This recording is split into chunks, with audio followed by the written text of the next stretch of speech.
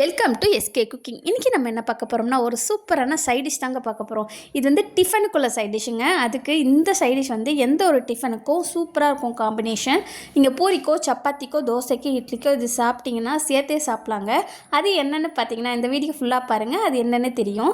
இப்போ கடலைப்பருப்பு வந்துட்டு ஒரு 3 மணி நேரம் ஊற வச்சுருக்கேங்க. 100 கிராம் எடுத்திருக்கேன். இந்த ஊற வச்ச கடலைப்பருப்போட இதுக்கு தேவையான சால்ட் மட்டும் ஆட் பண்ணி அரைச்சி எடுத்துகிட்டு வந்து எண்ணெயை காய வச்சுட்டு பொக்கடா போடுற மாதிரி நல்லா பிசைஞ்சு கொஞ்சம் கொஞ்சமாக போட்டு இது ஃபுல் பாயில் வேகணும்லாம் இல்லைங்க. ஒரு ஆஃப் பாயிலில் வெந்து எடுத்து வச்சுக்கோங்க. நம்ம திருப்பியும் வந்துட்டு கொதிக்க கொடுப்போம். அதுலேயே நல்லா கடலைப்பருப்பு நல்லா புரிஞ்சு வந்திருக்கும். ஏன்னா நம்ம பொரிச்சு போடுறப்ப இதோட டேஸ்ட்டே சூப்பராக இருக்குங்க. இப்போ பார்த்தீங்கன்னா ஒரு பேனில் நான் பொரிச்சு தனியாக எடுத்து வச்சுட்டேன்.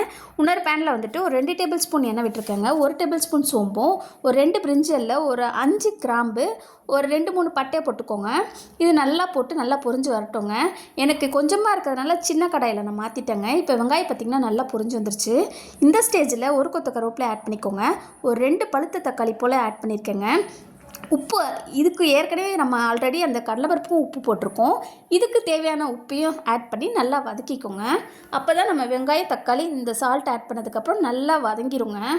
வதங்கினா ஒரு 5 நிமிஷம் அப்படியே மூடி போட்டு வச்சுருங்க. ஹை ஃப்ளேம்லேயே வைங்க. 5 நிமிஷம் கழிச்சு எடுத்து பார்த்திங்கன்னா நல்லா தக்காளியோட சாரெலாம் தொக்காட்டம் வந்து நல்லா ட்ரையாக வந்துருக்கோங்க. இந்த ஸ்டேஜில் தான் நான் 1/4 டேபிள் ஸ்பூன் மஞ்சத்தூளும், 1 டேபிள் ஸ்பூன் மிளகாத்தூள், ஒரு 1/2 டேபிள் ஸ்பூன் மல்லித்தூள் ஆட் பண்ணியிருக்கேன். நம்ம ஏற்கனவே பொரிச்சு வச்சுருக்க அந்த பொக்கடாவை நல்லா உதிரியாக ஆக்கி இதில் சேர்த்துக்கலாங்க. நல்லா ஒரு 2 பெரட்டு எடுத்துக்கோங்க. இப்போ பார்த்திங்கன்னா இதுக்கு கொஞ்சமாக தண்ணி ஊற்றிட்டு இது ஒரு பக்கம் கொதிச்சுட்டு இருக்கட்டோங்க. சிம்லே வச்சுக்கோங்க. இப்போ இதுக்கு தேவையான மசாலா என்னென்னு பார்த்தீங்கன்னா ஒரு 10 பல் வந்து தேங்காய் பத்து எடுத்து வச்சுருக்கேங்க. 1 டேபிள் ஸ்பூன் கசகசா, ஒரு 6-7 முந்திரி பருப்பு நமக்கு ஏற்ற மாதிரி போட்டுக்கலாங்க. அதை போட்டு இதை அரைச்சி எடுத்துகிட்டு வந்து இதில் சேர்த்துக்கோங்க. சேர்த்துட்டு அதுக்கு ஏற்ற மாதிரி தண்ணியும் கலந்து ஊற்றிடுங்க. இப்போ இந்த ஸ்டேஜில் சிம்லே வச்சுருங்க.